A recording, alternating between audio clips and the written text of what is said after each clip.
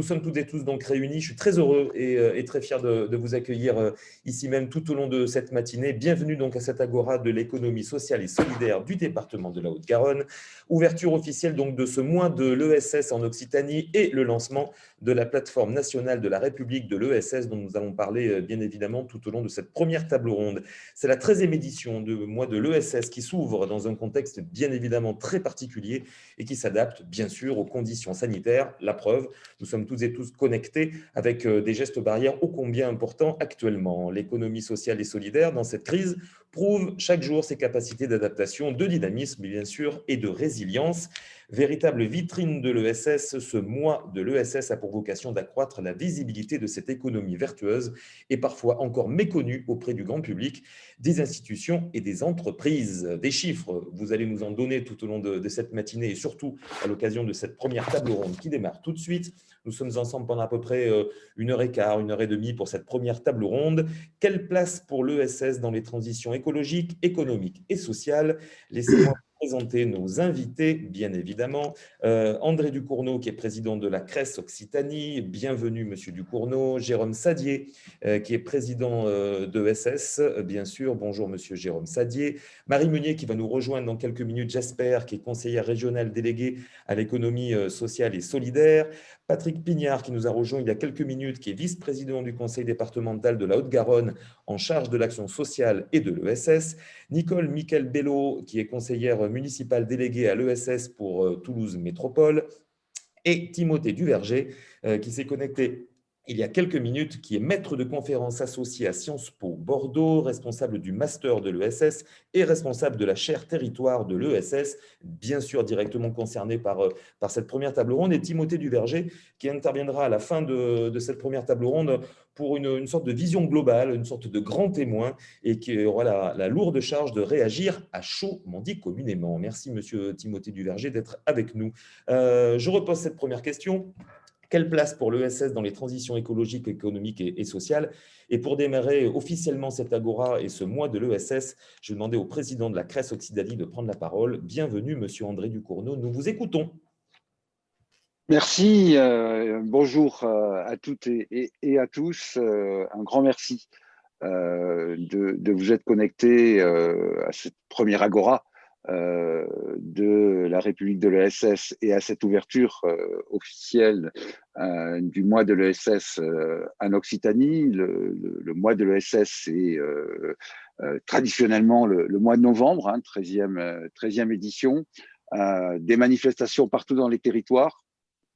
On a, malgré la situation de la crise sanitaire, réussi à maintenir près de 200 manifestations qui se sont adaptées, bien entendu, qui ont adapté leur format à la situation, qui se dérouleront avec le soutien de la CRES en visio dans la plupart des manifestations pour respecter le confinement, mais qui montre bien, et ce qui est le cas, je dirais, intrinsèque de l'économie sociale et solidaire, mais qui se manifeste particulièrement depuis que nous sommes frappés par cette crise, qui montre l'agilité de l'économie sociale et solidaire, de ces organisations qui la représentent et surtout de l'ensemble des acteurs qui constituent l'économie sociale et solidaire dans l'ensemble de ces familles, qu'elles soient de la famille associative, qu'elles soient de la famille de la mutualité, de la famille des coopératives et des SCOP,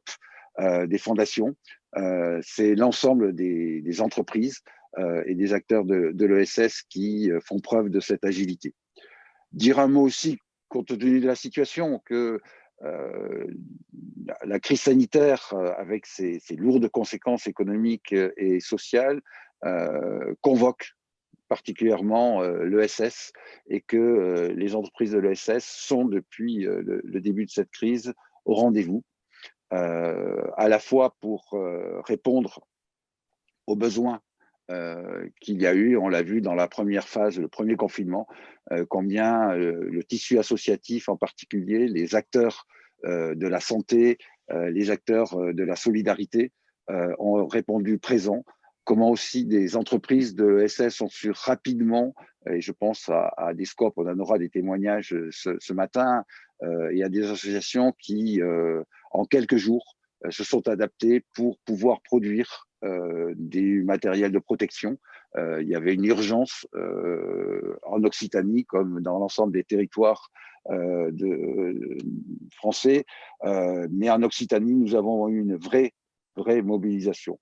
Dire aussi que les entreprises de l'ESS ont souffert et souffrent fortement de la crise et des conséquences de la crise sanitaire au point de vue économique, que pour la première fois depuis de nombreuses années, on sent des problèmes autour de l'emploi, en particulier dans le secteur associatif qui a été très lourdement frappé depuis le début de la crise, dans un certain nombre de secteurs d'activité très sensibles, celui de l'animation, celui du tourisme social, où on voit effectivement les difficultés, celui de la culture, où on voit que les difficultés économiques viennent frapper de plein fouet, et encore un peu plus fortement d'ailleurs que dans l'ensemble des entreprises, puisque les derniers chiffres de l'Observatoire montrent des tendances assez fortes sur l'emploi.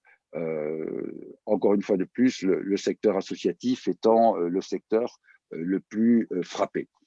En quelques chiffres, hein, l'ESS a perdu au premier trimestre 2020 0,5% d'emplois, mais au deuxième trimestre, près de 3% de l'emploi a été perdu dans les entreprises de l'ESS en Occitanie, et je vous laisse imaginer ce que donnera le troisième et le quatrième trimestre.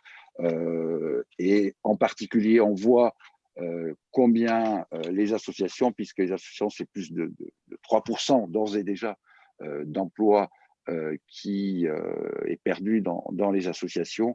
Donc, on voit combien nos organisations souffrent aussi de la crise économique, mais combien aussi elles restent indispensables à la réponse à apporter à court terme, et on reviendra plus sur le long terme avec la question de la République de l'ESS et du projet politique que nous souhaitons avec ESS France et dans ESS France actualiser, porter de nouveau très fortement, mais combien aujourd'hui, très concrètement, la dimension de la santé, la dimension de la solidarité vont être des facteurs importants et qui, encore une fois de plus, convoquent l'ensemble de nos entreprises dans ces temps particulièrement difficiles. Rester optimiste parce qu'on est fondamentalement optimiste, parce qu'effectivement, on a montré dans la première phase, le premier confinement, que l'on était un des acteurs économiques importants. Je rappelle, hein, pour mémoire, 12% de l'emploi en Occitanie, près de 17% de l'emploi privé en Occitanie, donc un poids particulièrement important de l'économie sociale et solidaire dans cette région, un soutien fort du conseil régional, un soutien fort des collectivités territoriales. De nombreux départements de la région Occitanie sont aux côtés des acteurs de l'économie sociale et solidaire et soutiennent la CRES. Les grandes métropoles, et profite puisque virtuellement nous tenons cette première agora à Toulouse, à dire combien la métropole de Toulouse est une collectivité territoriale très impliquée dans le soutien et le développement de l'économie sociale et solidaire, et que la CRES, donc dans le premier confinement, et nous le saurons de nouveau dans le deuxième confinement, a été aux côtés de l'ensemble des représentations du monde économique,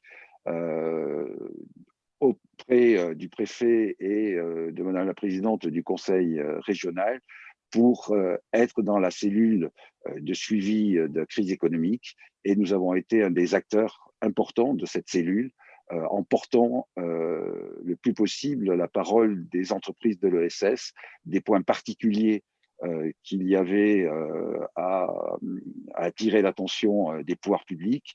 Et je dois dire qu'effectivement, la CRES et l'ensemble des familles qui étaient représentées dans cette cellule et qui le seront demain, puisqu'elle est relancée aujourd'hui quasiment à la même heure où nous tenons notre agora, continueront effectivement à faire que les entreprises de l'économie sociale et solidaire traversent cette période difficile dans les meilleures conditions possibles. Montrer ce qu'on est aujourd'hui, mais construire aussi ce qu'on souhaite pour demain, c'est vraiment l'enjeu de ce mois de l'ESS et de la République de l'ESS dont nous allons parler ce matin. La région Occitanie, et merci à ESS France et à son président Jérôme Sadier d'avoir choisi ce jour pour lancer officiellement la République de l'ESS au niveau national. La région Occitanie, parce qu'elle est une région très dynamique, effectivement, en matière d'économie sociale et solidaire, je l'ai dit, parce qu'il y a une très forte mobilisation de l'ensemble des familles de l'ESS et de l'ensemble des entreprises de l'ESS autour d'un projet commun à porter, a effectivement souhaité s'impliquer fortement dans ce grand projet de la République de l'ESS, que nous avons souhaité, et nous sommes la première région à le faire, lancer de suite les agoras qui vont permettre ce débat citoyen autour de la vision de l'économie sociale et solidaire, de sa place et surtout du projet de transformation sociale que porte l'économie sociale et solidaire. Oui, nous sommes un acteur économique de premier plan au travers de l'ensemble des entreprises de l'ESS. Oui, nous sommes des acteurs qui avons une vision de la société, qui voulons porter une vision de transformation sociale et qui est dans ce qu'on appelle le monde d'après, ce monde que l'on appelle tous de nos voeux, qui doit être un acteur majeur pour relever les défis à la fois économiques, à la fois sociaux, mais aussi environnementaux. Et la crise montre, s'il fallait une preuve, combien la question économique, la question sociale, la question environnementale sont intrinsèquement liées et combien nous sommes dans un système, vraiment dans une relation systémique entre ces trois points et que de penser que économie, que sociale, que environnementale n'est pas possible, que c'est bien les trois qu'il faut mener de front et l'économie sociale et solidaire est effectivement dans cette dynamique-là. Elle souhaite le montrer encore plus fort, mais elle souhaite aussi, parce qu'elle n'est pas un monde fermé, parce qu'elle n'est pas un monde à part, elle souhaite que l'ensemble des entreprises soient aussi convoquées sur ce qu'est leur enjeu et leur responsabilité sociétale et que l'économie sociale et solidaire soit en capacité d'irradier ce qui est son ADN sur l'ensemble des acteurs économiques parce qu'il y a un enjeu de société fondamental. Merci. Merci beaucoup, André Ducournau, président de la CRES Occitanie. Je vais donner la parole maintenant, j'espère qu'il est toujours connecté, au président de SS, Jérôme Sadier. Monsieur Sadier, nous vous écoutons. Est-ce que vous êtes là, monsieur Sadier? Et toujours, je vous écoute attentivement. J'espère que vous m'entendez surtout. Mais Moi, ça y est, nous vous voyons et nous vous entendons. Parfait. Je vous laisse la parole, Jérôme Sadier. très bien. J'ai écouté surtout attentivement André Ducournau, avec lequel je vais forcément être d'accord et je vais essayer surtout de ne pas répéter trop de choses. Bon, d'abord, merci pour l'invitation. Comme André l'a dit, il se trouve qu'aujourd'hui, alors, évidemment qu'on peut avoir l'œil rivé sur ce qui se passe outre-Atlantique, mais néanmoins, on a quand même aussi à lancer la République de l'ESS et plus globalement le mois de l'ESS parce qu'effectivement, il n'y a pas eu grand-chose les deux derniers jours, mais c'est vraiment aujourd'hui le point de départ. Donc merci pour cette invitation. Moi, ce que je voudrais commencer par dire, mais André a déjà initié le sujet, c'est qu'on vit dans une période quand même compliquée pour l'économie sociale et solidaire. On est en pleine crise économique qui, finalement, pour peut-être la première fois, ou en tout cas la première fois depuis longtemps, frappe l'ESS comme elle ne l'a jamais frappé. Vous savez qu'il y a une dizaine d'années maintenant, pendant la crise financière de 2008-2009 et la période qui a suivi, on a beaucoup dit que l'ESS était résiliente, qu'elle avait bien résisté par définition, puisque son modèle n'était pas dépendant de la financiarisation de l'économie, ou si peu. Aujourd'hui, ce n'est pas la même crise que nous avons à subir. Ce n'est pas une crise financière, parce qu'en fait, d'ailleurs, l'économie financière se porte très bien. C'est une crise de l'activité économique. Et cette crise de l'activité, elle touche évidemment la plus grande partie des organisations, entreprises de l'économie sociale et solidaire. On se retrouve dans une situation assez nouvelle, en fait. On n'a jamais eu à traiter des problèmes de cette ampleur-là dans l'ensemble de l'économie sociale et solidaire, ce qui nous interroge d'ailleurs sur la façon de nous organiser entre nous par rapport au pouvoir public, que ce soit au niveau national comme au niveau local, puisque là, nous sommes quand même face à un risque de défaillance d'entreprises de l'ESS, alors que jusqu'à présent, on expliquait qu'il n'y avait pas vraiment de risque de défaillance d'entreprises de l'ESS, d'associations, etc. Donc, on a à traiter ce sujet-là, et sur un fonds d'ailleurs qui n'est pas qu'un fonds économique. Je pense que, et c'est peut-être même ce qui m'inquiète le plus, et c'est pour ça qu'il y a du sens avec la République de l'ESS, je pense qu'on est aussi sur un fond de crise démocratique et sociale qui va au-delà de la crise de l'activité économique. On voit que nos sociétés vivent dans une forme de tension extrême, et toutes les organisations qui reposent sur une adhésion collective, sur un engagement citoyen, comme le sont en principe les entreprises et organisations de l'ESS, devraient pouvoir jouer un rôle, je veux dire, d'amortisseur peut-être, mais enfin en tout cas, un rôle régulateur dans notre société. Ça me semble très important. Nous luttons contre l'isolement des personnes par cette forme d'organisation collective dans les entreprises de l'ESS, et il faut impérativement que nous continuions à jouer ce rôle-là, et même au-delà de ça, que l'économie sociale et solidaire se développe, ne serait-ce que pour cette raison.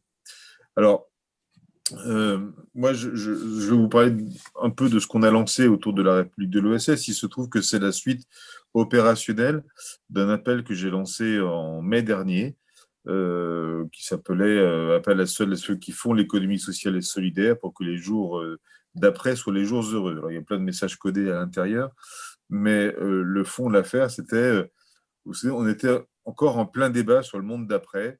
On était dans cette forme de sidération du premier confinement, où on se rendait compte que la crise sanitaire dans laquelle on était avait des raisons économiques, des raisons environnementales, et on se disait, enfin, grosso modo, les tribunes qui sortaient dans la presse, sur les réseaux sociaux, c'était évidemment plus jamais rien ne sera comme avant. Même si je partageais cette conviction sur les causalités de la crise sanitaire, il me semblait qu'il était plus facile de le dire que de le faire, et que le monde d'après, n'allait pas surgir comme ça de manière automatique. Et d'ailleurs, malheureusement, ce que nous vivons en ce moment tente à le démontrer. Et mon appel visait à faire en sorte que chacun puisse se mobiliser au-delà de l'effet de sidération de l'instant, et au-delà de la capacité à écrire ou à parler, de donner à chacun des raisons d'agir, d'espérer d'abord, mais d'agir ensuite, notamment par le biais de l'économie sociale et solidaire. Parce que le fond de l'affaire, c'est que nos organisations, je le redis, sont des organisations qui résultent à la fois d'un projet collectif et d'un engagement collectif. Et cette forme d'engagement dans la vie économique, sociale, citoyenne, démocratique de notre pays, elle est aujourd'hui fondamentale. Quelle que soit l'activité qu'on veuille mener, qu'elle soit à vocation strictement sociale ou à vocation économique, marchande ou pas marchande, nous avons besoin de cette forme d'engagement. Et l'économie dont nous avons besoin, ce qui doit faire tourner demain le monde sur le plan économique, devrait, autant que possible, reposer sur cette adhésion collective et cet engagement citoyen. Et c'est pour ça que j'ai souhaité que nous nous dotions au niveau de l'ensemble de l'économie sociale française d'une, je ne sais pas comment on va l'appeler in fine, mais une déclaration politique, une carte d'identité politique qui précise les raisons pour lesquelles nous faisons tout ça, en fait. Parce que c'était dit par André tout à l'heure ou par vous, monsieur l'animateur, mais le CES, finalement, elle est très peu connue. En tant qu'acronyme, elle bénéficie d'une présomption sympathique, et en même temps, elle est présente dans la vie quotidienne de chacun d'entre nous sans qu'on le sache nécessairement. Et donc, c'est cet écart-là qu'il faut arriver à résoudre aujourd'hui. L'économie sociale et solidaire, elle est présente quasiment dans tous les secteurs d'activité économique. C'est pour ça que moi, j'en parle jamais comme d'un secteur. C'est une forme d'entrepreneuriat, une forme d'engagement collectif qui est présente aussi bien dans l'industrie, avec des sous-traitants coopératifs de l'industrie aéronautique ou automobile.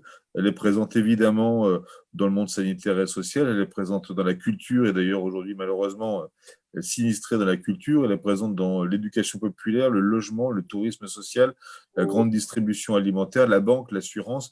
Elle est même parfois le leader de ces secteurs d'activité sans qu'on s'en rende compte nécessairement. Et on a besoin, du coup, de faire comprendre que cette forme d'organisation économique, même si elle est très diverse, évidemment, il est difficile parfois de comparer une association qui a une activité économique dans un quartier donné avec une grande banque coopérative ou une grande organisation mutualiste. Évidemment que tout ceci est éloigné, mais néanmoins, au fondement même de nos statuts, de nos projets politiques, il y a toujours une motivation qui dépasse la seule activité économique. Et c'est cela que j'aimerais qu'on arrive à mettre en lumière, à clarifier des gens entre nous, parce que il faut être honnête et admettre que parfois ces motivations profondes sont un peu éloignées des projets d'entreprise ou d'organisation, que ce soit dans le monde des entreprises ou même dans le monde des associations parfois. Et donc, il faut arriver à retrouver cette motivation originelle, la mettre en cohérence avec les enjeux du moment, et puis l'exprimer de manière aussi claire que possible. Parce que notre conviction commune, c'est que il nous semble que dans l'état actuel de notre société, parlons que de la France, même si je pense que le sujet pourrait largement déborder les frontières françaises, dans l'état de notre société, dans l'état de notre économie, dans l'état de notre démocratie, nous avons besoin d'un nouveau cap en matière d'organisation de notre modèle économique. Évidemment que tout le monde identifie les transitions nécessaires sur le plan écologique, sur le plan social notamment, et il nous faut des outils pour ça. Mais au-delà des outils, il faut quand même être sûr du cap que l'on veut, parce qu'on voit bien aujourd'hui que dans les modalités de soutien à l'activité économique, et c'est parfois une critique que nous faisons au gouvernement, en dépit du volume très important de fonds qui sont consacrés à la relance économique, on ne voit pas nécessairement les mécanismes de la transformation économique. Or, nous savons que nous avons besoin de reterritorialiser, de relocaliser l'économie. Nous savons que nous avons besoin de lui redonner, des finalités plus en phase avec les besoins sociaux. Nous savons que nous avons besoin de relever des enjeux de transition écologique, que cela se manifeste de la production énergétique, de l'organisation des mobilités, etc. Nous savons que nous avons besoin de changer le modèle de production et de distribution alimentaire. Sur tous ces sujets, les enjeux sont connus et nous savons aussi que l'économie sociale et solidaire peut peser de manière forte. Donc nous souhaitons attirer fortement l'attention sur le fait que ce que nous faisons a vocation à répondre à ces enjeux et nous avons besoin, au-delà de la déclaration politique que j'évoquais, qui résultera du processus de la République de l'ESS, d'un engagement très fort des pouvoirs publics pour que notre organisation économique change. C'est à la portée de décideurs qui auraient vraiment envie de faire bouger les choses. Nous aurions souhaité, dans le cadre de la relance économique actuelle, qu'il y ait une forme de planification stratégique. Alors, la question du plan fait un peu sourire. Parfois, elle fait appel à des références un peu désuètes, mais néanmoins, aujourd'hui, on a besoin de savoir où la collectivité nationale veut aller. Où est-ce que collectivement, on veut aujourd'hui mettre nos efforts. Nous avons devant nous 20 à 25 ans de dette publique à traiter. Encore faut-il que ce que nous allons consentir en matière de dette nous permette de changer de modèle, parce qu'on ne va pas changer de modèle quand on aura fini de rembourser la dette, si tant est qu'on la rembourse un jour. Donc nous avons besoin de nous projeter, et c'est cela qui nous manque aujourd'hui, et nous souhaitons contribuer non seulement au débat sur ce que doit être l'économie, mais ce vers quoi aujourd'hui nous devons orienter des priorités stratégiques. Et puis le dernier point que j'évoquerai, en lien avec la République de l'ESS, c'est que cette carte d'identité politique, elle n'a pas vocation seulement à nous faire plaisir, elle a vocation aussi à expliquer en quoi l'ESS, pardon pour la formule qui peut paraître un peu présomptueuse, mais je l'emploie assez régulièrement, mais l'ESS a vocation à devenir ou à inspirer la norme de l'économie de demain. Il n'y a pas de fatalité à ce que l'économie continue de fonctionner comme elle fonctionne aujourd'hui. Le monde craque de partout à cause de la financiarisation de cette économie, à cause d'une mondialisation non maîtrisée des échanges, à cause des dégâts irréversibles sur notre écosystème environnemental. Donc, on a besoin de la faire fonctionner différemment. Donc, nous allons essayer, en interrogeant, non pas les valeurs, je crois que chacun peut les comprendre, mais les valeurs ne peuvent pas nous appartenir dans une entreprise ou une organisation. Par contre, ce qui nous appartient, c'est la façon dont on produit quelque chose, et notamment de la performance. Nous pensons, qu'il y a un lien direct entre nos modèles d'organisation et le type de valeurs que nous créons. au service, évidemment, de ceux que nous servons en premier, au service des parties prenantes de l'entreprise, mais aussi au service de la société, des consommateurs qui ont besoin de nous, des citoyens qui ont besoin de nous, etc. Donc, cette interrogation sur le sens de la performance, de la création de valeur, elle est consubstantielle à notre projet, à la fois donc, de manière consubstantielle à nos projets individuels, mais aussi au projet collectif de l'économie sociale et solidaire. Et nous souhaitons faire émerger de la démarche de la République de l'ESS des sources d'inspiration pour l'ensemble de l'économie, l'inspiration et peut-être même derrière des sources d'évolution de l'organisation des entreprises et de l'activité économique dans notre pays. Voilà, c'est ce que nous lançons aujourd'hui. J'ai essayé de donner un cadre général qui peut expliquer les motivations profondes de ce projet qui est partagé par les acteurs de l'économie sociale de manière large, les têtes de réseau, les grandes entreprises. Mais l'appel et le dispositif que nous lançons aujourd'hui s'adressent également à tous ceux qui, individuellement, en tant que salariés, en tant que consommateurs, en tant que citoyens engagés, citoyens curieux même parfois, tous ceux qui ont envie que l'économie change, que cette économie soit au service de la société et du progrès humain, tous ceux qui veulent s'y engager peuvent contribuer sur notre site internet. Allez-y, vous verrez, vous pourrez déposer des contributions, réagir à des textes ou à des propositions. Nous nous donnons 1 an à peu près pour réussir quelque chose, donc on a le temps. À l'automne prochain, nous adopterons cette déclaration politique de l'ESS.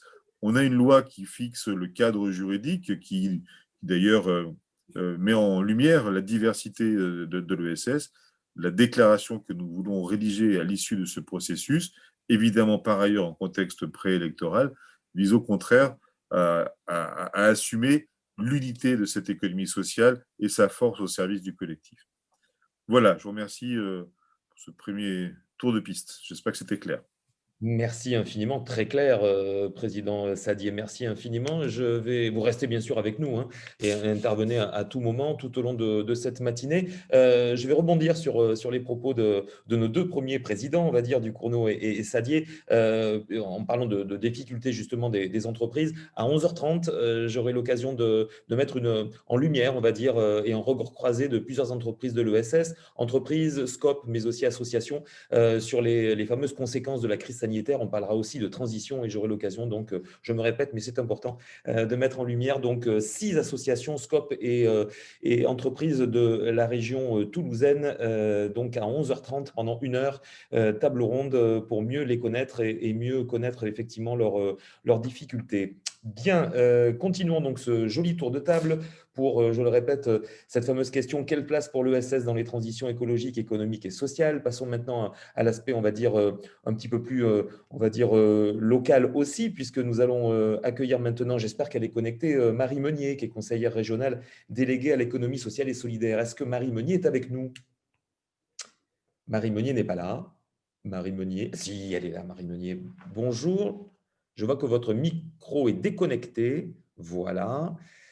En plein écran, Marie Meunier. Voilà, votre micro à première vue. Parfait. Bonjour Marie Meunier, bienvenue. Bonjour à tous et bonjour à toutes. Je suis ravie d'être là pour ce mois de l'économie sociale et solidaire qui est devenu un rituel. Merci à André Ducournau, merci à Jérôme Sadier de son intéressante et brillante intervention tout à l'heure qui fait beaucoup d'écho à l'élu que je suis sur les territoires d'Occitanie. Effectivement, ce mois de l'économie sociale et solidaire nous donne l'occasion chaque année, je rappelle, c'est la 13e année où il se passe, puisque c'est une régularité très, très ponctuelle, je dirais. Et ce mois de l'ESS nous donne toujours l'occasion de réfléchir un petit peu à nos politiques et de retrouver un petit peu les territoires un peu plus différemment.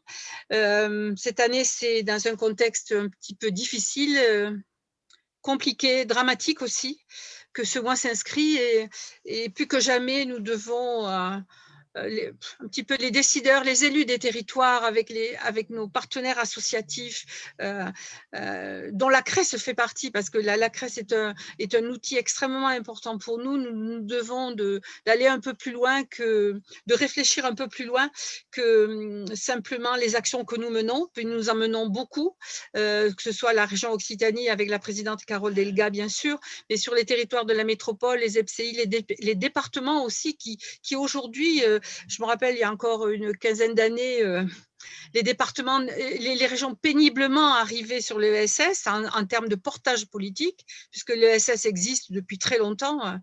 On sait que c'est une économie qui a souvent structuré nos territoires et qui continue aujourd'hui de les structurer. Donc, je ne vais pas être trop long parce que des chiffres ont été cités pour l'Occitanie. C'est vrai que 12% de l'emploi régional, c'est pas rien. Ça mérite vraiment que l'on s'y penche sur une diversité de territoires à la fois très rural et à la fois très urbain. Donc, l'ESS aujourd'hui existe plus que jamais. Nous l'avons inscrite comme la loi désormais nous le demande, mais auparavant, l'ex-Languedoc-Roussillon l'avait fait dans le développement, dans le schéma de développement économique régional qui nous est demandé lorsque nous arrivons à la gouvernance. Et cette économie sociale et solidaire, elle est là pour répondre à des défis majeurs, je le répète, créer et maintenir de l'emploi non délocalisable, parce qu'elle s'inscrit vraiment dans cette dimension-là, c'est de redistribuer aussi équitablement les richesses qu'elle génère, et elle est là aussi pour redynamiser les territoires périurbains et ruraux, et effectivement, quand nous les accompagnons, les entreprises, les associations dynamisent particulièrement ces territoires-là. La région Occitanie a mis en place donc un plan régional de l'économie sociale et solidaire 2018-2021. Et dans ce cadre-là, nous avons renouvelé, nous avons même approfondi ces trois critères et ils se déclinent aujourd'hui en plusieurs axes. Mais je voudrais citer 2-3 exemples qui me paraissent importants. Nous avons un portage en régie directe, ce qui est assez original, c'est-à-dire en régie directe, c'est-à-dire la région porte une pépinière dédiée à l'économie sociale et solidaire qui s'appelle Réalis, qui est située sur le territoire de la métropole de Montpellier et qui est entièrement dédié à l'économie sociale et solidaire. Nous avons un soutien fort aux incubateurs d'innovation sociale et à l'accélérateur aussi Alterinventure. Nous avons aussi des financements auprès des entreprises de l'économie sociale et solidaire via France Active, bien sûr, et le YES aussi. Et j'inscrirai un petit peu mon intervention dans l'urgence dans laquelle nous sommes aujourd'hui. Je ne vais pas faire un catalogue de ce que nous faisons depuis quelques années. Occitanie, auparavant Midi-Pyrénées et Languedoc-Roussillon, où les bilans des régions est assez fort. Mais ce que je voudrais dire aujourd'hui, inscrire un petit peu notre action dans l'urgence dans laquelle nous sommes. Nous avons mis un ensemble d'aides, mis en place un ensemble d'aides d'urgence. Plus de 200 millions d'euros ont été mobilisés par la région dans ces 6 derniers mois. Plus de 43 000 demandes ont été traitées, demandes d'entreprises qui ont demandé en urgence des soutiens, et 27 000 entreprises ont été accompagnées. Donc, ça veut dire que nous avons mis les bouchées doubles et les services ont énormément, et je les remercie fortement, les services de région ont énormément travaillé là-dessus pour soutenir au plus près chaque entreprise. Et quand je dis entreprise, c'est entreprise de l'économie sociale et solidaire, parce que bien évidemment, cette transversalité dans l'économie, l'ESS en fait partie systématiquement. Dans toutes les politiques que nous menons, l'ESS est présente. Alors, c'est vrai que c'est compliqué, ce n'est pas naturel obligatoirement, mais nous avons aujourd'hui acquis cette force dans toutes nos politiques d'y faire abonder l'économie sociale et solidaire. La région donc a abondé aussi le fonds de solidarité sur le volet le volet 1 et 2, c'est ça. Et nous avons mis en place des dispositifs ouverts à toutes les entreprises, ce que je viens de dire, le fonds de solidarité exceptionnel Occitanie, qui couvre les pertes de chiffre d'affaires qui sont liées à la crise. Nous avons mis en place le contrat d'entreprise en crise de trésorerie et un prêt, le prêt rebond, en partenariat avec BPI France, pour consolider donc ces trésoreries en très grande difficulté. Le passe rebond dont j'ai parlé tout à l'heure est là pour soutenir les projets de développement des entreprises afin d'anticiper la reprise, c'est-à-dire on demande d'avoir une vision, d'anticiper complètement l'avenir et d'avoir une vision autant que de possible, bien sûr, sur l'avenir. Et ensuite, nous avons mis un fonds en place, un fonds solutions association Occitanie, qui s'adresse plus particulièrement aux associations qui sont le tissu économique de nos territoires. Je rappelle la force des associations sur nos territoires, quelque chose d'extrêmement important. De plus, on a mis en place la première plateforme en France qui offre aux entrepreneurs un accompagnement, un vaste accompagnement, le Hub Entreprendre Occitanie, c'est qui centralise toutes les informations utiles, toutes les informations spécifiques aux entreprises en leur proposant donc un accompagnement personnalisé. Alors, l'accompagnement personnalisé, c'est les informer sur les mesures exceptionnelles, le suivi des dossiers de financement, ça c'est pas rien, hein, les soutenir dans le suivi de financement des dossiers, l'accès au plan relance, etc., tous les dispositifs. Ce que je voudrais dire aussi, c'est que la région est mobilisée sur la relance, et plus que jamais. Cette crise sanitaire, et ça a été très bien dit tout à l'heure par Jérôme, qui a été même plus loin, cette crise sanitaire est liée à la pandémie, bien évidemment, du Covid-19, se mue aujourd'hui en crise sociale, et on le ressent de plus en plus au quotidien, une crise sociale et une crise bien évidemment économique. Elle interroge maintenant notre modèle de développement, sérieusement. Elle confirme l'urgence environnementale dans laquelle nous sommes et dans laquelle nous avons abusé. Je dirais même que le schéma des 30 glorieuses est à bout de souffle aujourd'hui, et on doit réfléchir comment on continue à faire société aujourd'hui et humanité. Hein.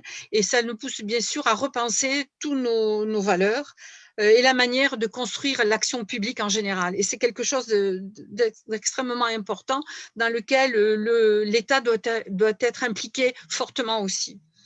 C'est pour cela et dans cette perspective-là que notre région prépare actuellement un plan de transformation et de développement que nous avons baptisé le Green New Deal, afin de replacer l'économie, de replacer les territoires sur une trajectoire transversale et durable. Ça me paraît extrêmement important aujourd'hui d'être là-dessus. Dans ce cadre-là, nous avons construit quelque chose d'un peu original, un plan de société. Donc, la région a fait appel aux habitants du territoire, à 100 citoyens que nous avons choisis, représentatifs de la population et des territoires d'Occitanie, et qui nous ont fait des propositions à l'occasion d'une convention citoyenne que nous avons tenue en septembre, des propositions extrêmement originales, constructives, visionnaires, je dirais même, qui nous ont beaucoup éclairés sur les besoins de la population, sur la vision que les citoyens de notre région d'Occitanie pouvaient avoir. Ces propositions, elles alimenteront le Green New Deal que nous allons voter prochainement, prochainement, ça veut dire décembre 2020. Des actions aussi en faveur de l'économie sociale et solidaire. Alors, ce que je voudrais dire, c'est que les périodes de crise, hein, telles que nous les vivons, si elles sont dramatiques et difficiles à vivre, sont aussi des moteurs pour repenser un petit peu les choses, comme je viens de le dire, et doivent impérativement nous obliger à repenser un certain nombre de valeurs et à chercher du sens. Elle le met donc en valeur, cette crise aujourd'hui, elle le met en valeur plus que jamais, et là je pense que je parle à des convaincus, le rôle essentiel de l'économie sociale et solidaire en matière donc d'emploi, de partage des richesses et de relocalisation des productions sur les territoires, comme nous l'avons vu lors du premier confinement de mars dernier, et que nous retrouvons aujourd'hui, tous ces territoires très mobilisés. Ce qui fait chaud au cœur aussi, c'est de voir que quand on va dans les territoires, dans les villages, dans le périurbain bien sûr, mais pas que, dans le rural, il y a une mobilisation citoyenne pour essayer de produire ensemble et d'imaginer certainement ce que devra être le monde de demain. Donc, on s'aperçoit que l'économie sociale et solidaire constitue une réponse, une vraie réponse au soutien de la reconversion et des emplois du secteur en général, de tous les secteurs en général. Et voilà, donc je voudrais citer un exemple, puisque notre territoire d'Occitanie, nous avons de très grandes industries sur le Toulousain à travers l'aéronautique, qui va être particulièrement touché. Et je me permets d'insister là-dessus parce que la kyrielle d'emplois importante, très importante, qui va se trouver dans des situations extrêmement difficiles de chômage, nous appelle, nous, régions, à prendre des responsabilités. Et nous réfléchissons aujourd'hui comment on peut répondre positivement à ce que l'aéronautique puisse trouver des solutions pour les employés, les gens qui travaillent plus particulièrement à Toulouse et dans la métropole de Toulouse. Je rappelle que ça représente énormément d'emplois et dans lequel il faut absolument se pencher. Donc, dans l'action de notre plan de relance régionale destiné plus particulièrement à l'aéronautique, nous avons mis une priorité aux emplois et aux compétences. On avait mis des conditions exceptionnelles à réunir pour proposer de mettre en place un dispositif particulier, excusez-moi, je bafouille, un dispositif d'accompagnement particulier que nous avons appelé entrepreneuriat engagé à destination des salariés de l'aéronautique qui souhaitent créer ou reprendre une entreprise dans le champ de l'économie sociale et solidaire. Et ils sont nombreux. Il y a un questionnement réel d'un certain nombre de salariés de ces secteurs-là, mais d'autres secteurs aussi, à vouloir repenser leur avenir et à vouloir repenser leur investissement dans la vie citoyenne. Donc là-dessus, nous avons mis un plan particulier à destination des salariés de l'aéronautique. Mais ce que je voudrais souligner aussi, c'est que cette crise, elle fait émerger de nouvelles problématiques. Donc, pour les structures de l'économie sociale et solidaire qui sont confrontées donc désormais au maintien et à la relance de leur activité. C'est une vraie question aujourd'hui, ce maintien, cette relance, la région Occitanie et les autres territoires, parce que nous avons des partenariats forts avec les métropoles, les EPCI et les départements, nous nous positionnons fortement là-dessus pour pouvoir avancer ensemble. Je rappelle que j'aime à le dire que l'union fait la force et qu'aujourd'hui, en termes politiques au sens noble du terme, c'est-à-dire être au service de la population aujourd'hui, c'est l'union des collectivités, le rassemblement des collectivités sur des enjeux économiques nous paraît extrêmement important et je suis ravie que nous puissions le trouver sur notre grand territoire. Donc, c'est dans ce cadre-là, un petit peu, que notre région, nous entamons une démarche d'évaluation et de notre plan stratégique et de cela de façon concertée. Donc, une enquête vient d'être lancée, c'est tout à fait récent, auprès et envers les têtes de réseau, sous la forme d'un questionnaire qui doublé d'un entretien qualitatif avec chaque partenaire, qu'il soit associatif ou un partenaire de collectivité. L'objectif de cette évaluation, bien évidemment, est de pointer les nouvelles orientations stratégiques pour les structures de l'économie sociale et solidaire au regard du plan de transformation que nous mettons en place pour réajuster, parce que ça nous paraît très important en ce moment, je dirais pas chaque jour, mais chaque semaine qui passe nécessite une réévaluation un petit peu de nos dispositifs pour réajuster le plan stratégique régional de l'économie sociale et solidaire et construire une stratégie post-2021. Il faut voir loin pour pouvoir avancer vite. Ce que je voudrais dire pour terminer un petit peu mon intervention sur cette table ronde, c'est que la prochaine conférence régionale qui est dans la loi Hamon que nous connaissons tous, est prévue pour la région Occitanie en novembre 2021. Cette conférence régionale est initiée par l'État et par les CRES. Donc, et cette conférence régionale sera nourrie de toutes ces agoras qui vont avoir lieu dans ce mois de novembre et dans les réflexions que nous menons ensemble avec les partenaires divers et variés, de façon, on va nourrir donc ces journées de façon à pouvoir dégager des priorités et des dispositifs de soutien pour les territoires d'Occitanie. Voilà. Merci Marie Meunier, merci infiniment. Nous allons donc continuer ce joli tour de table avec maintenant l'intervention donc du département, le conseil départemental de la Haute-Garonne, avec son vice-président Patrick Pignard, qui est en charge aussi de l'action sociale et de l'ESS. Bonjour Monsieur Pignard, bienvenue, nous vous écoutons. Bonjour à tous. Merci de me donner la parole. Ce n'est pas facile. En tout cas, c'est pour moi un très grand plaisir d'avoir entendu les propos de Jérôme Sadier, tout d'abord, et aussi d'André Ducournau, notre président de la CRES, parce que en cette période difficile de crise sanitaire, et cela dure depuis de nombreux mois, on a l'impression parfois d'être un peu seul dans sa réflexion, et ce que j'ai entendu me convient parfaitement et m'encourage dans cette réflexion politique que le département mène à l'heure actuelle. Je rappelle que nous sommes le chef de file des solidarités et de l'action sociale. Il y a le mot solidarité, il y a le mot social, c'est le cadre le plus fort de nos compétences, et ça cadre avec l'économie sociale et solidaire. Je rappelle aussi que les annexes, alors annexes avec un grand A de notre département, au nombre de 26 sur l'ensemble du département, pour être plus proche des citoyens, s'appellent les maisons des solidarités. Donc vous voyez que le département est sensible, et plus que sensible, à l'économie sociale et solidaire. Et je dirais que nous sommes nombreux, comme M. Jourdain faisait de la prose, à faire de l'ESS quelquefois sans le savoir. Et nous avions fait un inventaire au sein du département pour voir les services qui se préoccupaient de l'ESS. Certains étaient d'ailleurs très étonnés.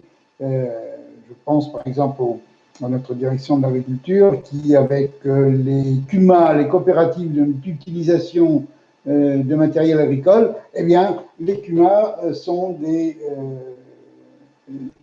outils de l'économie sociale et solidaire. Donc, elle est bien de plus en plus présente sur l'ensemble de nos territoires, ruraux, bien sûr, périurbains, mais aussi urbains, n'oublions pas, y compris dans une grande métropole comme celle de Toulouse, où nous avons des régies de quartiers qui, dans les quartiers politiques de la ville, apportent de l'emploi par rapport à des publics en difficulté. Et s'il n'y avait pas ces régies, bien souvent, il n'y aurait pas d'emploi dans ces quartiers. Je mets évidemment en exception les associations et les commerçants qui peuvent y être, mais c'est vrai que nous avons cette difficulté dans ces quartiers qui sont des quartiers de résidence, les quartiers politiques de la ville.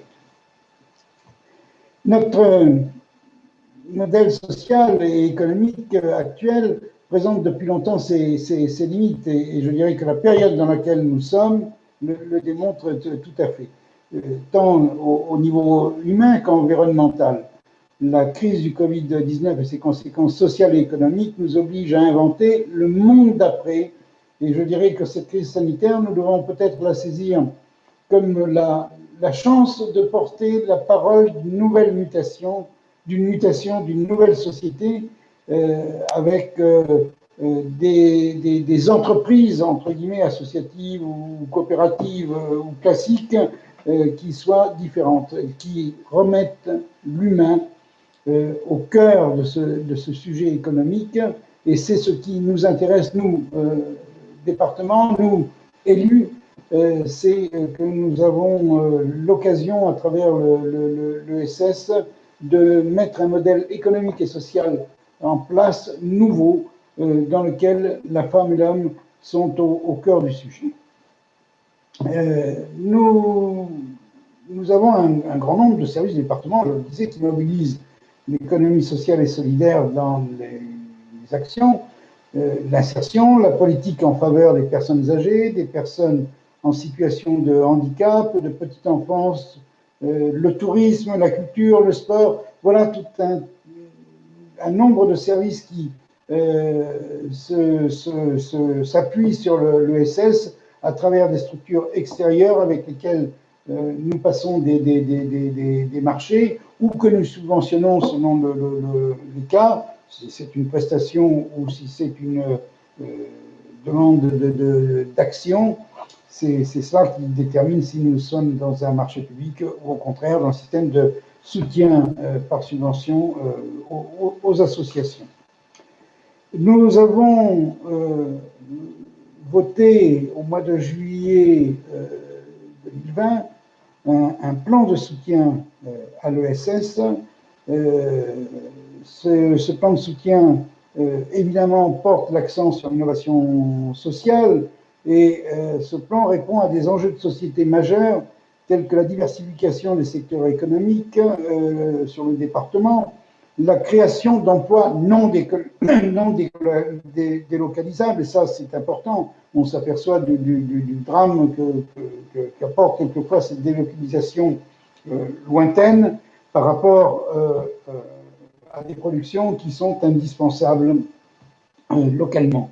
Lorsqu'on se préoccupe de relocalisation, on ne peut que se préoccuper du respect de l'environnement, dans la mesure où, bien, si nous sommes sur le local, nous n'allons pas détruire l'environnement de ce local, donc c'est un souci qui doit être constant. Et puis, à travers l'ESS, nous envisageons cette redistribution dans la mesure où l'humain est mis au cœur. Nous avons 3 grands axes dans ce plan départemental de soutien et je le tiens à la disposition de tous ceux qui le souhaiteraient sur simple demande auprès de mes services, auprès de moi-même. Je vous ferai parvenir avec grand plaisir ce plan de soutien dans lequel vous vous retrouverez peut-être et dans lequel un dialogue pourra s'ouvrir dans la mesure où vous travaillez sur le département de la Haute-Garonne. Il y a un soutien à l'émergence d'initiatives et l'essaimage d'innovation sociale en Haute-Garonne. Ce sont des initiatives collectives qui émergent un peu partout sur le territoire à l'heure actuelle. Alors c'est vrai que l'ESS est en souffrance, mais en même temps nous apercevons que l'ESS est souvent porteuse de solutions sur lesquelles évidemment nous, départements, nous nous empressons de nous appuyer. Nous sommes sur l'émergence de projets, de structures économiques.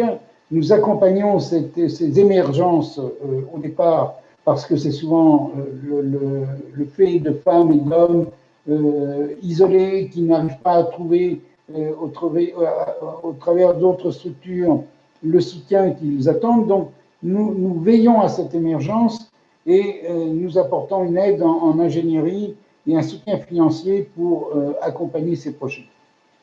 Par ailleurs, nous avons une implication directe à travers l'une de nos grandes communautés d'agglomération, le SICOVAL, et qui est la plus ancienne en France, ne l'oublions pas. Nous travaillons en étroite collaboration avec le SICOVAL sur un projet qu'ils ont, qui s'appelle le Périscope, qui est au service de l'ESS et de l'innovation sociale. Et nous accompagnons financièrement ce projet. Et cela passe notamment par l'animation du Périscope auquel nous participons. C'est un tiers-lieu dédié à l'ESS, mais également nous accompagnons les projets sur le territoire comme nous le faisons par ailleurs. Le soutien au déploiement de l'ESS au travers des politiques publiques départementales, c'est le fait que le département souhaite travailler plus étroitement avec les acteurs de l'ESS, et cela via l'ensemble de ces politiques publiques. Un grand axe d'intervention concernera la commande publique avec un travail engagé autour d'une charte de la commande publique responsable et une place accrue pour les acteurs de l'ESS dans l'achat public départemental. J'étais en conversation privée avec l'un des acteurs de l'économie sociale et solidaire locale sur cet accompagnement, sur cet appui aux structures de l'ESS dans nos marchés publics. Et c'est une volonté du département qui doit, à travers cela, se confirmer. Vous parliez de défaillance d'associations et de structures de l'ESS. C'est vrai, à l'heure actuelle, nous avons aussi mobilisé 2 millions d'euros dans un fonds de soutien qui a été créé au mois de mars 2020, dans le cadre de la crise sanitaire. Nous avons mobilisé 2 millions d'euros pour aider exceptionnellement ce monde de l'économie sociale et solidaire et ce monde associatif qui est en souffrance. Nos téléphones, pour ne pas dire nos portes à cause des règles sanitaires, nos téléphones sont ouverts à toutes les demandes qu'il pourrait y avoir. Et je crois que nous sommes dans une période où, malgré les distanciations qu'il peut y avoir, nous devons retrouver un travail en commun, coopératif, pour ce développement de l'ESS. Nous passons une période difficile. Gageons qu'à travers cette période difficile, l'ESS saura faire sa place parce qu'elle est un soutien important que nous accompagnons, nous, collectivités, un soutien important à l'ensemble de nos concitoyens et, entre autres, aux personnes les plus fragiles ou les plus défavorisées, non seulement dans nos territoires ruraux, mais aussi dans nos territoires urbains, comme les territoires politiques de la ville. Voilà ce que je voulais dire sur ce développement de l'ESS, ce respect de l'environnement, cette relocalisation d'un certain nombre d'actes qui malheureusement sont partis au loin. Et nous nous intéressons à l'ESS parce que l'ESS, c'est ici, c'est à proximité et c'est en direction de l'ensemble de nos concitoyens. Merci. Merci à vous, Patrick Pignard. Je rappelle que vous êtes vice-président du conseil départemental de la Haute-Garonne en charge de l'action sociale et de l'ESS. Je souhaitais aussi… Voilà, avec ces deux visages, de l'action sociale, mais aussi de l'économie sociale et solidaire. Je le rappelle juste pour information, mais tout le monde le sait, le département, depuis très longtemps, a en compétence l'insertion par l'activité économique qui est en direction des publics les plus en difficulté. Et nous essayons de répondre à cette demande forte qui ne trouve pas toujours, je vais dire, de solvabilité ailleurs. Merci beaucoup, Patrick Pignard. Continuons donc ce tour de table et je souhaitais au passage saluer toutes les personnes qui viennent de se connecter. Beaucoup de monde connecté actuellement. Bienvenue à toutes et à tous. Si vous venez juste de nous rejoindre, bienvenue donc à cette agora de l'économie sociale et solidaire du département de la Haute-Garonne. Nous construisons ensemble la République de l'ESS. Dans à peu près une trentaine de minutes, j'accueillerai, je le rappelle, des entreprises de l'ESS, Scope, associations, entreprises aussi bien sûr, sur les conséquences de la crise sanitaire, témoignages de 6 entreprises actrices de leur territoire. Territoire, parlons-en. Nous avons découvert il y a quelques secondes, bien sûr, l'Occitanie, le département de la Haute-Garonne à l'instant. Et maintenant, parlons bien sûr de la métropole toulousaine avec la conseillère municipale déléguée à l'économie sociale et solidaire. Bienvenue, Nicole Bello. Nous vous écoutons. Bienvenue, madame. Bonjour à vous toutes et à vous tous. Merci de me passer la parole. Je voulais remercier aussi la CRES pour ce mois de l'économie sociale et solidaire qui nous permet en effet de parler de l'économie sociale et solidaire, de son futur, de son avenir, qui est en effet très problématique en ce moment avec la crise que nous vivons, pour trouver un nouveau modèle. Et merci en effet à la République de l'ESS de nous permettre certainement dans les mois qui viennent de discuter entre nous à ce niveau-là. C'est aussi une possibilité, ce mois de l'ESS, de mettre en avant l'économie sociale et solidaire et de parler de l'économie sociale et solidaire parce qu'on sait que ce n'est pas forcément évident à chaque fois. Alors, juste quelques chiffres, je ne vais pas en mettre beaucoup en avant. L'économie sociale et solidaire sur Toulouse Métropole, c'est 3100 établissements employeurs qui représentent 11% des établissements de Toulouse Métropole, 33 000 salariés, ce qui veut dire 8,3% des emplois de Toulouse Métropole, et puis surtout Toulouse Métropole qui concentre 42% des emplois de l'économie sociale et solidaire, alors qu'elle ne représente que 18% des effectifs régionaux, ce qui prouve bien qu'on a une importance très forte au niveau de l'économie sociale et solidaire sur la métropole toulousaine. L'économie sociale et solidaire fait partie intégrante du schéma de développement économique de la métropole. D'ailleurs, je suis aussi en charge une conseillère métropolitaine en charge de l'économie sociale et solidaire, pas uniquement au niveau de la mairie. Donc, ça fait partie intégrante du schéma de développement économique et c'est ça qui est important parce que c'est une économie communose, mais avec une finalité différente qui replace tout simplement l'homme au centre de nos réflexions et de nos modèles. Comment on peut expliquer les résultats de Toulouse Métropole en termes d'économie sociale et solidaire? Nos facteurs clés de succès, c'est tout simplement la co-construction, et c'est ça qui est vraiment très, très importante, dans un cadre de partenariat public-privé.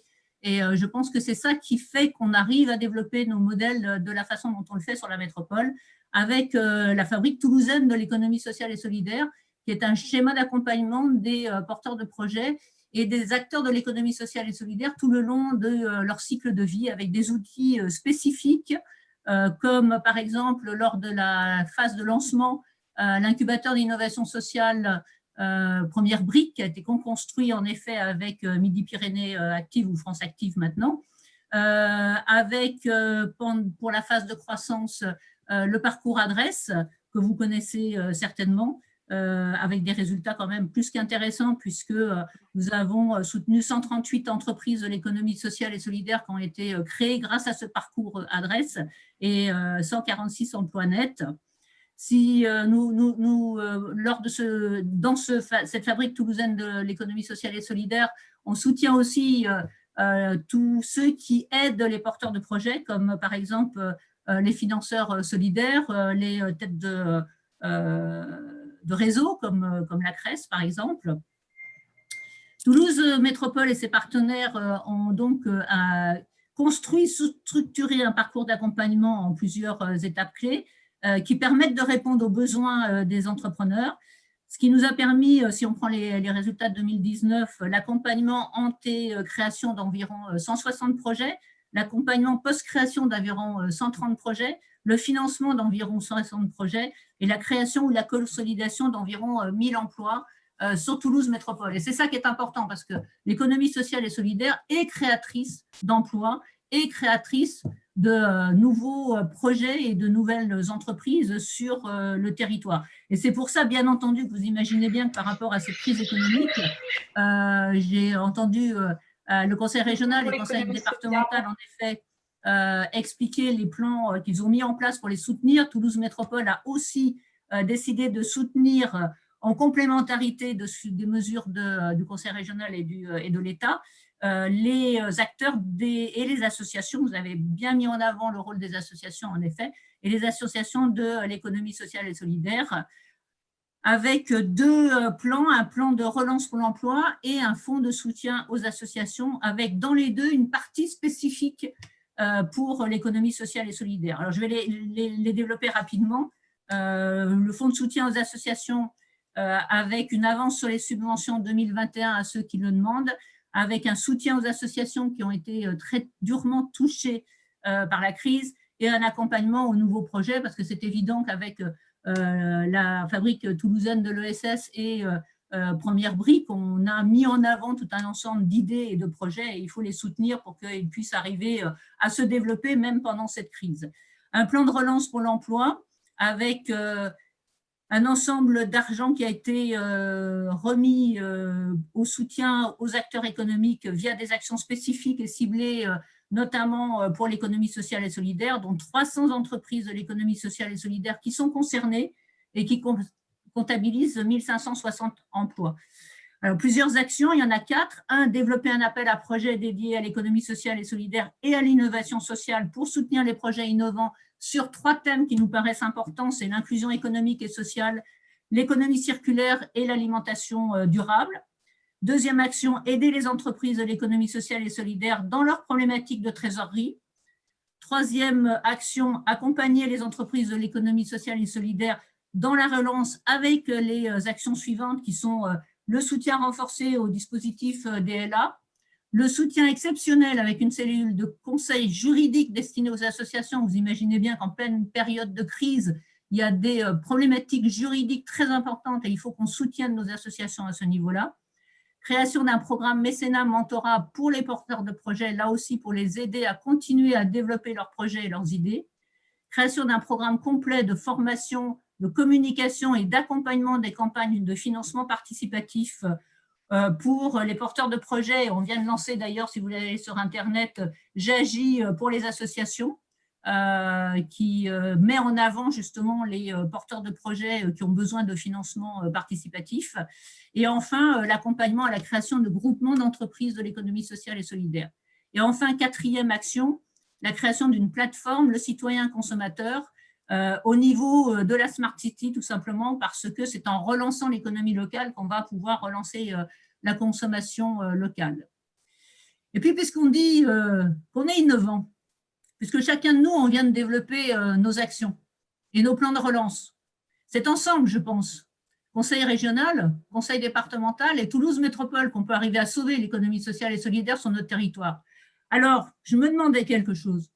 Pourquoi est-ce qu'on ne ferait pas une convention tripartite entre nous trois pour faire en sorte de soutenir et d'avoir des plans d'action pour continuer ensemble à soutenir notre économie sociale et solidaire?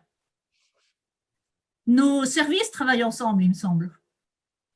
Alors, pourquoi pas nous, les politiques? Donc, je vous lance ça, d'un défi. On fait cette convention.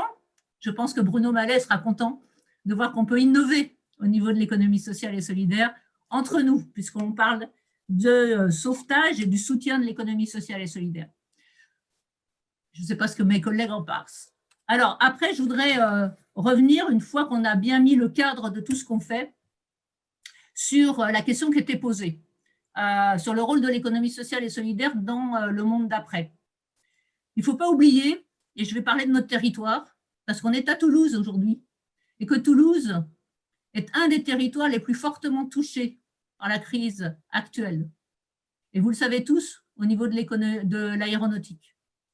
Donc, la première chose à faire, il me semble, pour notre territoire, c'est de garder nos compétences sur nos territoires, avec notamment des transferts de compétences qui pourraient venir de l'aérien vers les domaines de l'économie sociale et solidaire, avec deux leviers.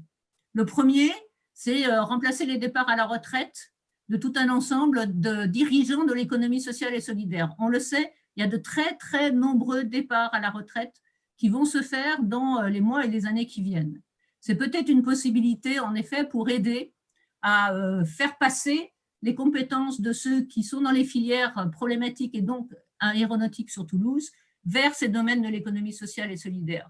Et amener donc toutes ces compétences vers l'innovation sociale et l'entrepreneuriat économique et social et économie sociale et solidaire, pardon, je commence à fatiguer. D'autant plus que, et c'est ça qui me rend toujours optimiste, c'est que nous sommes avec tout un ensemble de citoyens qui cherchent à donner du sens à leur vie, du sens à leur engagement professionnel. Alors, il y a deux sociostyles qui sont intéressés.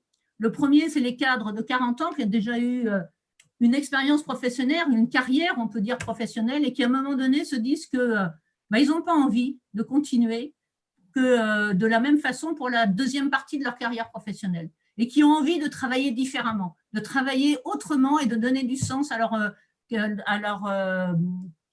vie professionnelle. Et puis, il y a un deuxième sociostyle, sont les jeunes, qu'ils soient d'ailleurs diplômés ou pas diplômés. On sait par une enquête qui a été faite au niveau des étudiants Bac+3 et Bac+5 qu'ils ne veulent plus travailler de la même façon qu'avant, même s'ils sont diplômés des écoles de commerce, même s'ils comprennent que dans certaines entreprises, il y a besoin de rémunérer les actionnaires, ça ne les intéresse plus. Ils n'ont pas envie de travailler de cette façon-là. Et donc, ils recherchent en effet à donner du sens à leur engagement au niveau professionnel. Je pense que l'économie sociale et solidaire est là pour y répondre. Et il faut faire ce lien d'ailleurs, je pense, entre l'économie dite classique et l'économie sociale et solidaire. Si on prend les jeunes, par exemple, on enseigne de plus en plus dans les écoles de commerce et notamment à la Toulouse Business School des formations sur la RSE, sur l'économie sociale et solidaire, sur l'économie autrement, avec l'économie informelle et l'économie collaborative. Et il faut qu'on soit partie prenante à l'intérieur de ces formations. Par exemple, la Toulouse Business School a un incubateur dans ces programmes, mais nous avons un incubateur d'innovation sociale avec la métropole. Donc forcément, nous sommes partie prenante tous les deux dans les jurys, ce qui amène des jeunes qui ont envie d'être créateurs, d'amener un petit peu quelque chose sur le monde dans lequel ils vivent, de pouvoir le faire en partant de besoins sociaux, sociétaux et environnementaux, et non pas uniquement de besoins technologiques, on va dire, ou d'innovation technologique. C'est là où l'économie sociale et solidaire peut apporter des éléments de réponse, et c'est pour ça que ça me rend toujours optimiste, cette recherche de sens par ces deux catégories de sociostyles. D'ailleurs, Pôle emploi ne s'y est pas trompé, qui nous a contactés pour qu'on travaille ensemble pour justement récupérer ces compétences et pouvoir les amener sur l'économie sociale et solidaire, notamment sur ces dirigeants d'entreprises qui partent à la retraite et qui cherchent des repreneurs. Deuxième point, en effet, l'économie sociale et solidaire va façonner le futur des territoires, car nous sommes présents sur tous les nouveaux métiers, les nouvelles filières, les nouvelles façons de travailler au niveau ressources humaines, en répondant à ces fameux besoins sociaux, sociétaux et environnementaux. Je vais prendre juste l'exemple, et Dieu sait qu'il y en a d'autres qu'on pourrait développer, mais j'avais juste envie de prendre l'exemple de l'économie circulaire, dans lequel l'ESS est déjà présente, mais dans lequel il y a des défis importants à relever, comme dans le BTP. Dans le BTP, nous, on est un territoire dans Toulouse Métropole qui a construit énormément et continue à construire pour accueillir tous ces nouveaux arrivants. Et donc, inévitablement, dans le BTP, on doit mettre en place l'économie circulaire via l'économie sociale et solidaire. On a un projet phare à Toulouse Métropole qui est le démantèlement, peut-être vous en avez entendu parler, en tout cas pour les Toulousains ou ceux qui sont sur l'Occitanie, oui, le démantèlement du parc des expositions sur l'île du Ramier, qui se fait dans une logique volontairement d'économie circulaire. Et on a confié en effet ce démantèlement à une entreprise de l'économie sociale et solidaire qui est Cinétique, et va participer, selon les différents domaines, des ressourceries, des recycleries, des ateliers d'insertion comme AMAE, etc. On a aussi toute une réflexion au niveau de l'économie sociale et solidaire sur l'agriculture urbaine, sur les carrés maraîchers, sur la lutte contre le gaspillage, et donc tout un ensemble de réflexions dans des développements vers des filières avec des modèles différents. Et enfin, le dernier point qui me paraît important aussi pour le monde de demain, c'est que l'économie sociale et solidaire a une capacité de rebond qui lui permet d'être pionnière sur de nouveaux champs. Et j'espère qu'en effet, par rapport à cette crise économique et au soutien que les collectivités vont apporter aux acteurs de l'économie sociale et solidaire, ils pourront mettre en œuvre cette capacité de rebond. Capacité de rebond qui est due tout simplement au fait que c'est une économie qui est sur le terrain, qui est proche des citoyens, ce qui lui permet très facilement de déceler l'existence de besoins non satisfaits et d'y répondre par de l'innovation sociale. Il suffit de voir Envie avec l'économie circulaire, où en effet, on en faisait, comme M. Jourdain, sans savoir qu'on en faisait. Autopartage avec Cities, les plateformes de mobilité, la fabrique à initiative dont Première Brique, notre incubateur d'innovation sociale, qui nous permet tout simplement d'être présent sur les QPV et dans les QPV et de pouvoir répondre à des problématiques des QPV et de créer de l'emploi au niveau des QPV, et Dieu sait que c'est important. Et puis, la création de territoires vraiment 100% ESS, comme les Bellefontaine avec les imaginations fertiles, Eden, la Pujade, etc., qui sont vraiment très, très innovants à ce niveau. Donc, pour moi, en effet, si je veux conclure par rapport à votre question, l'ESS, avec les moyens et les outils qui la caractérisent, aura un rôle majeur pour façonner le monde de demain une fois que la crise sera passée et que les collectivités auront soutenu l'ESS. Je suis toujours avec ma convention tripartite que je vous ai proposée et que j'espère que vous allez accepter. Car en effet, c'est une économie sociale et solidaire qui est proche des citoyens, qui est sur le terrain, qui répond aux besoins nouveaux ou aux besoins non satisfaits au niveau social, sociétal et environnemental par des innovations et en faisant volontiers, ce qui n'est pas forcément évident dans l'économie dite classique, de l'échange d'expériences, de la co-construction, en organisant des réseaux et en faisant participer le maximum d'acteurs concernés, mais pas que, puisqu'on essaye aussi de faire participer le citoyen. Il suffit de voir à Toulouse Métropole l'expérience qu'on a menée avec Dessine-moi Toulouse, où ce sont les citoyens qui, par rapport à tout un ensemble de territoires de Toulouse Métropole, ont dessiné des projets d'évolution et d'innovation au niveau économique, social et environnemental. Et puis, au niveau des collectivités, on est 3 collectivités ici, on sait toute la difficulté de travailler en synergie aussi à l'intérieur de nos collectivités. Et ce que nous faisons au niveau de Toulouse Métropole, au niveau de l'économie sociale et solidaire, c'est de décloisonner au maximum afin de développer les synergies, organiser des nouveautés ou des idées à réaliser. Et je citerai par exemple l'exemple de la Smart City, dans laquelle l'économie sociale et solidaire est partie prenante et qui régulièrement est mis en avant par les citoyens quand ils votent sur des projets pour améliorer la vie au niveau de la cité. Et puis en effet, ça a été souligné, n'oublions pas que ces emplois dans l'économie sociale et solidaire, et c'est une de nos forces, sont absolument non délocalisables. Alors faire de la relocalisation, c'est bien, mais surtout créer des emplois qui restent de toute façon sur notre territoire, c'est encore mieux. Alors en effet, l'ESS qui place l'humain au centre de son modèle permettra, à mon avis, de faire évoluer notre monde de demain.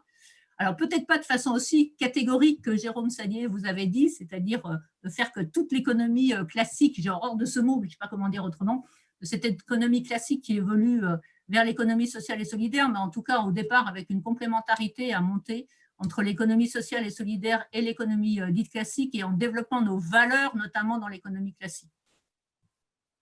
Merci beaucoup. Merci, Nicole Bello. Restez avec nous pour, bien sûr, découvrir notre dernier invité. Il nous reste à peu près une dizaine de minutes. Je lui dis, je fais passer le message au passage avant d'enchaîner la deuxième table ronde, mais on va terminer justement avec une vision globale, une réaction à chaud avec Timothée Duverger, qui est maître de conférence associé à Sciences Po Bordeaux, responsable du master de l'ESS et responsable de la chaire territoire de l'ESS, directement, bien sûr, concerné par l'économie sociale et solidaire. Timothée Duverger, nous vous écoutons. Réaction à chaud, vous avez la lourde charge de clôturer cette table ronde. Bienvenue en tout cas. Bonjour, merci de votre invitation. Et puis, je vais essayer de faire de manière synthétique, de brasser un petit peu l'ensemble des thèmes, peut-être pour monter un peu en généralité, au-delà de tout ce qui a pu être présenté, parce que là, on a eu foule d'exemples, foule d'initiatives, de plans, d'actions publiques et autres. Donc je ne vais pas trop illustrer pour ce qui me concerne. Je vais essayer plutôt de dégager les grands axes. En fait, la première chose, peut-être, c'est de partir de cette notion de république de l'ESS, qui est inspiré en réalité du premier théoricien, on va dire, ou d'un des premiers théoriciens de l'économie sociale, qui est Charles Gide. Charles Gide, qui était effectivement le théoricien du monde coopératif et plus généralement de l'économie sociale, puisqu'il avait livré un rapport sur l'économie sociale lors de l'exposition universelle de 1900, où vraiment la notion avait été particulièrement consacrée, avant de disparaître puis de revenir sur le devant de la scène dans les années 70. Donc en fait, Charles Gide, lui, parlait d'une république coopérative. Voilà, république coopérative. Et derrière cette notion de république coopérative, ça va faire écho d'ailleurs à ce qui vient juste d'être dit par Nicole Miquel. La république coopérative pour Charles Gide, il n'y avait pas forcément une notion politique derrière, ou plus exactement l'organisation politique dérivée de l'organisation économique pour lui. Et en fait, c'était l'idée de conquérir l'ensemble des secteurs économiques. Donc on commençait par les consommateurs, il fallait monter des coopératives de consommation, puis s'attaquer au champ de la production, coopérative de production, puis s'attaquer à la terre, à l'agriculture. Donc, ça a été mentionné aussi par le département sur les CUMA et autres, c'est-à-dire comment s'attaquer au fond à la question de l'agriculture. Donc, vous voyez les différents grands secteurs, pour lui, donc consommation, production et puis agriculture, finalement, devaient être conquis par le monde coopératif et donc par l'économie sociale. Et c'est ce qu'il appelait la république coopérative. Or là, finalement, en ressuscitant cette notion de république de l'ESS, on retrouve aussi un petit peu cette ambition-là, en tout cas, sans aller évidemment jusqu'à conquérir l'ensemble de l'économie, mais on voit bien qu'il y a une double dimension dans cette notion de république de l'ESS, qui est une dimension à la fois économique et à la fois politique. Donc dimension économique, c'est le projet économique de l'ESS, je vais y revenir, et le projet politique, c'est ce lien consubstantiel à la République, qui lui donne son cadre d'action. Sur la question du projet économique, la première chose à rappeler, c'est que ça répond à des besoins. Ça a été dit à de multiples reprises. On a beaucoup mentionné la question de l'emploi non délocalisable. C'en est évidemment, là, surtout au regard de l'actualité, c'est évidemment l'un des premiers besoins auxquels il s'agit de répondre dans l'immédiat, d'où la foule de plans d'urgence, plans de relance, peu importe comment on les nomme, mais qui sont mis en œuvre. Donc vraiment répondre à des besoins. Mais ce n'est pas que répondre à des besoins, c'est aussi répondre à des aspirations. Ça a été dit, désir de sens, engagement, et finalement, c'est inventer d'autres modèles économiques. C'est-à-dire qu'à travers l'ESS, on invente aussi une autre manière de faire, d'autres modèles, et ça, c'est un point très important, c'est notamment la question de la démocratie qui est posée dans ce cadre-là, du but non lucratif, fait qu'on ne soit pas dans des modèles capitalistes qui recherchent le profit pour le profit. Voilà, donc là, on est bien dans d'autres types également d'aspirations. Et donc, l'économie sociale et solidaire, dans ce projet économique, à travers ce projet économique, elle a a un rôle qui est double, en fait, c'est d'une part d'expérimenter, défricher l'innovation sociale, on en a parlé là aussi à maintes reprises, et deuxième aspect, c'est effectivement son enjeu de changement d'échelle. Elle est majoritaire dans certains secteurs, ça a été rappelé par Jérôme Sadier, mais finalement, elle a évidemment des secteurs à conquérir ou à ne pas abandonner. On a cité par exemple l'économie collaborative, il pourrait être intéressant qu'on développe davantage des modèles de l'ESS. Je pense par exemple à des acteurs comme Mobicop, qui peut développer du covoiturage dans ces champs-là, qui effectivement va aller vers de l'anti-Uber. C'est un peu cette idée-là finalement. Donc je crois qu'il y a un vrai enjeu. Là, on retrouve cette question des aspirations, c'est-à-dire vraiment sur ce changement d'échelle et ces secteurs finalement à conquérir. Donc je parlais de l'économie collaborative, on pourrait parler plus généralement du numérique ou de l'ensemble finalement des secteurs qui touchent à l'écologie. Il y a évidemment là des champs de développement. On peut penser à Enercop dans le domaine des énergies renouvelables, mais aussi à toutes les initiatives autour des circuits courts. Ça a été aussi rappelé pour ne citer que quelques exemples. Ou des déchets, enfin bon, évidemment, tous les secteurs auxquels on peut penser.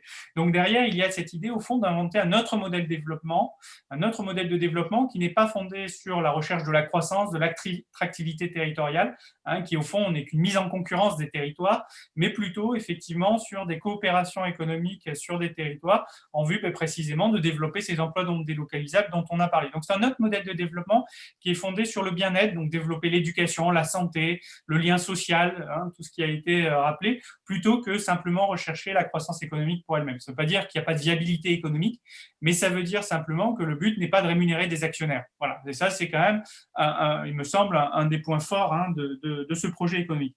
Deuxième dimension, pour ne pas faire trop long, le projet politique de l'ESS. Donc, ce qui renvoie vraiment à cette notion de république, c'est de rappeler que l'économie sociale et solidaire, au fond, elle fournit des cadres d'action à la société civile. C'est-à-dire que l'économie sociale et solidaire, son fondement, c'est l'action collective. C'est par opposition aussi à une propriété privée, à une individualisation. On est bien dans une action collective qui explique effectivement la gouvernance démocratique, le but non lucratif et la recherche d'utilité sociale. Les trois piliers de l'économie sociale et solidaire reposent sur cette idée de l'action collective. Et donc finalement, la société civile a trouvé des cadres d'action dans l'économie sociale et solidaire à travers ses statuts, statuts parmi lesquels évidemment on retrouve les coopératives, les mutuelles, les associations. C'est-à-dire que finalement, l'économie sociale et solidaire, elle fournit des droits. C'est-à-dire qu'elle fait descendre la République dans l'entreprise. C'est cette idée au travers notamment des coopératives, par exemple. Mais elle est aussi, finalement, elle accorde des droits à l'association. C'est la liberté associative, la grande loi de 1901, qui est une liberté associative. Bien sûr, on a souvent vu qu'elle se dirigeait contre les congrégations, mais elle est aussi une loi de liberté. Et ça, c'est un point important. Et c'est en ce sens qu'elle touche que l'économie sociale et solidaire, elle est consubstantielle véritablement à la République. Et que finalement, ce qui fonde les organisations de l'économie sociale et solidaire, c'est la citoyenneté, c'est l'engagement. Voilà, c'est ça qui fonde cette action collective finalement. Et quand elle perd ça, c'est là qu'elle se banalise et c'est là qu'elle se rapproche évidemment de l'économie conventionnelle. Donc c'est pour ça que la question de la citoyenneté, de la gouvernance sont absolument centrales. Et j'en terminerai sur le projet politique avec la question des politiques publiques. C'est pas un hasard si aujourd'hui finalement on a des intervenants pour ouvrir le mois de l'ESS qui sont à la fois des acteurs, je dirais, de l'ESS, des acteurs économiques, on l'a vu avec Jérôme Sadier ou André Ducournau, mais aussi des élus, et donc c'est tout le rôle de l'action publique avec effectivement on l'a vu, Marie Meunier, Patrick Pignard ou encore Nicole Miquel. Donc c'est pour ça, je crois que là, on touche vraiment cette question des politiques publiques et c'est la question qu'il y a derrière, c'est au fond, quels sont les droits ? Il y a des droits dans ce pays, c'est ça la République. La République, c'est d'abord des droits, c'est aussi des devoirs, bien sûr, mais c'est d'abord des droits. On donne des droits civils et politiques, des droits sociaux. Il y a des nouveaux droits aussi, liés notamment à l'écologie, qui sont en train d'émerger. Eh bien, comment on donne un caractère concret à ces droits ? Et c'est ça, finalement, qu'apporte l'économie sociale et solidaire à la République, parce que la République et le service public ne peuvent pas tout faire, sauf à effectivement tout étatiser. Eh bien, on est bien dans des logiques de complémentarité, de partenariat, de synergie avec les acteurs de l'économie sociale et solidaire pour passer des droits abstraits hein, ces grands droits que l'on souhaite octroyer aux personnes pour garantir la liberté, l'égalité et la fraternité, mais finalement leur donner une dimension réelle, hein, et ça, cette dimension réelle, incarnée, elle est fournie à travers l'ensemble des actions finalement de l'économie sociale et solidaire. Donc c'est ça finalement, c'est là que l'on retrouve ce lien aux politiques publiques, hein, qui mettent en forme véritablement la société et lui donnent les moyens d'incarner les principes finalement sur lesquels la République s'appuie. Et donc pour conclure là-dessus, je paraphraserai, je me suis amusé l'autre jour, je paraphraserai Jaurès, hein, qui est aussi du secteur. Effectivement, Jaurès disait, alors lui il parlait du socialisme, mais je remplacerai le mot socialisme par ESS, qui fonctionne très bien dans le cas présent, parce qu'il dit finalement que la République et l'ESS sont inséparables. La République et l'ESS sont inséparables, parce que sans la République, finalement, l'ESS est impuissante. C'est-à-dire que finalement, si la République ne l'autorise pas déjà pour commencer, mais en plus ne la soutient pas, et bien effectivement, l'ESS, elle ne va pas arriver à expérimenter, elle ne va pas arriver à changer d'échelle. Mais à l'inverse, sans l'ESS, la République est vide. Hein, ce que je disais sur le caractère abstrait des droits conférés par la République et qui effectivement doivent s'appuyer sur la mobilisation des acteurs de l'économie sociale et solidaire. Donc voilà, pour terminer, sans la République, l'ESS est impuissante et sans l'ESS, la République est vide. Voilà. Merci infiniment. Merci beaucoup, Timothée Duverger, pour ce brillant éclairage. Merci beaucoup. Tout le monde au fil du chef devant sa caméra. Rien à dire. Merci beaucoup. Et petite parenthèse, ô combien d'actualités. On va parler un peu de culture et en l'occurrence de livres. J'espère qu'on va pouvoir se procurer votre ouvrage qui sort dans quelques jours, Timothée Duverger, qui s'appelle « Les trois visages de l'ESS, institutionnalisation, trajectoire et territoire ». C'est un livre qui va bientôt paraître, c'est ça, Timothée Duverger? Vous allez attendre… Oui, c'est ça, dans un mois, avec deux co-auteurs de Sciences Po Bordeaux, Robert Lafort et Shadir Ichaina, voilà, spécialistes pour l'un de droit public et pour l'autre de sociologie politique au niveau des territoires. On était en plein dans la thématique aujourd'hui. Complètement dans la thématique, livre écrit, on va dire, à trois mains, on va dire, avec vos autres collègues que vous venez de citer. Merci infiniment. Avant de libérer Patrick Pignard, Nicole Miquel Bello, pardon, Timothée Duverger, je crois que Marie Meunier voulait dire un tout petit mot de remerciement, je crois, pour terminer. Un tout petit mot parce que j'ai l'impression de l'avoir oublié dans mon propos de tout à l'heure. Je voulais remercier Jérôme Sadier et de son excellente idée de la République coopérative.